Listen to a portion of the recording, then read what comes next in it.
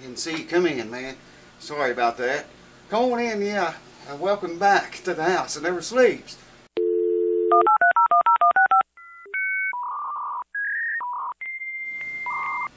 Well, folks, today we're going to talk about preventive maintenance on your guitar. Guitar preventive maintenance. That's what I'll call this.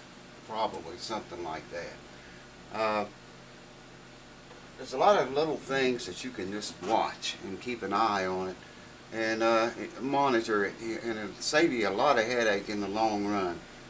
Now, I've showed you a lot of these tricks to the old subscribers that already know these tricks.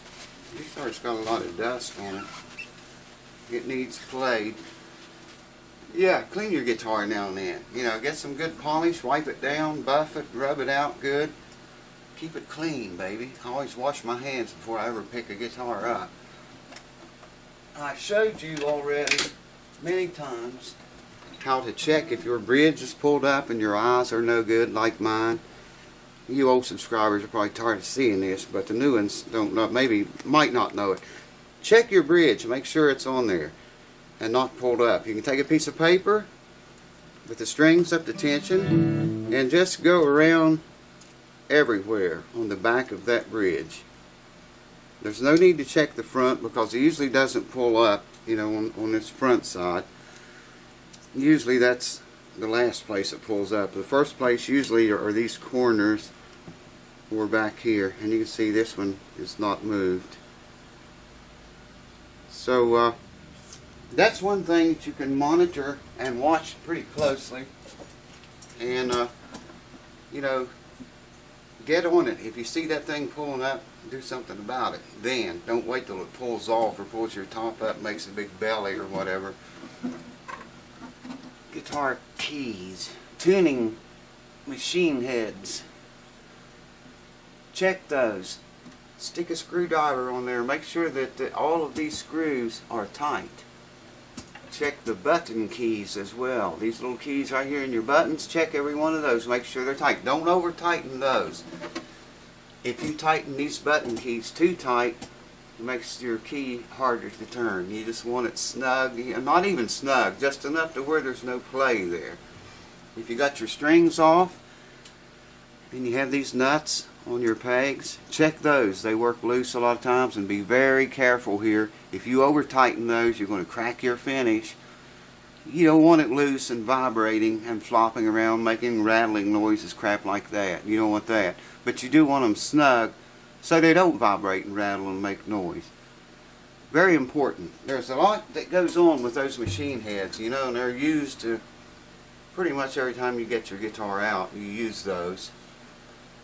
And like I was talking about those Kaiser capos, if you use those, you're going to be using your tuning machines a lot. That's just something that, yeah, well, we done covered that. Feel up and down the neck. Feel for sharp fret ends, okay? Just take your fingers and run up and down the sides of the neck, sides of the frets.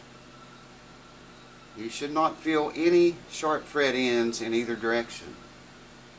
If you do feel sharp fret ends, if you don't have a file, the right kind of files, you can take a hammer. I use like a jeweler's hammer. You take one of those with the strings off, of course, and just pop that fret on the very, you know, where it's sticking out. Be very careful doing this.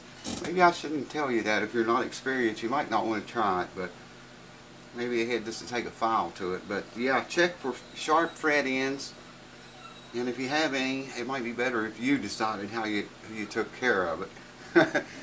But also look at the guitar's binding. Look all around. This has got binding on the back and the front. So you want to start, I always start right here, either side along the neck. And look at it and inspect it very closely. Get in light where you can see.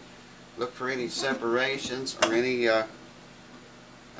cracks or anything, you know, where it might be just beginning to fail or come loose. And then turn it over, do the back, start back here, go all the way around and look. Look at the top. Look at the top, corners of the top, the edge of it, all around here. And make sure there's no cracks between it and the side. Same thing with the back and sides. Look all the way around the binding, but also look around the back edges. You know, this edge I'm talking about. And go around it very carefully. I even take magnifying glasses sometimes and do this.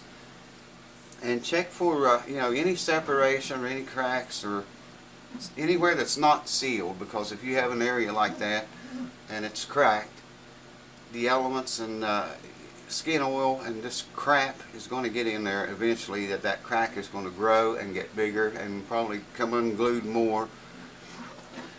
Check your fingerboard extension, fretboard extension. That's a paper trick I just showed you with the bridge.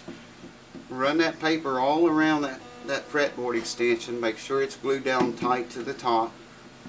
Pay close attention to your neck joint. Look at that very closely. Look at it back here at the heel, and just make sure that everything's, you know, very snug and tidy. And you know, if you see anything starting to happen, at least you know you caught it early, and you can keep a very close eye on that. So those are a few things you can just easy to do. I mean, you know, it's nothing, man. Just take 15 minutes and go over your entire guitar and check all this crap. And you know, it might save you a headache in the very long run. If you do have binding coming loose, you know, you can fix it before it did like that Martin guitar I had. It was loose from here to here. You know, if they would have caught that earlier, I wouldn't even had to heated that and did all the crap I had to do to it. But the earlier you catch this stuff, the better. I mean, the easier it's going to be to fix, obviously. Now, bracing. It's amazing how these guitars, dreadnoughts, vibrate and are designed to vibrate. Usually if you have a loose brace or even a broken one, just take your this finger and tap it, you know, pretty roughly, don't be afraid of hurting it, and listen. You can hold the strings. It's better if you hold the strings where it doesn't you don't get any harmonics. If you got harmonics, you hear that? So if you hold them up in here where it doesn't, then you can hear the bracing better. And tap it pretty good. Don't be, like I say, don't be afraid of hurting it. I can feel this entire guitar just buzzing all over when I do that. Do the same thing on the back. Start up here at the top.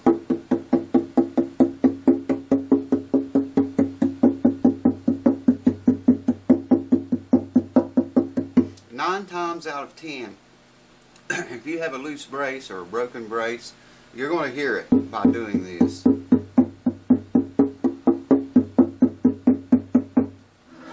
this sounds really good to me. There's none loose.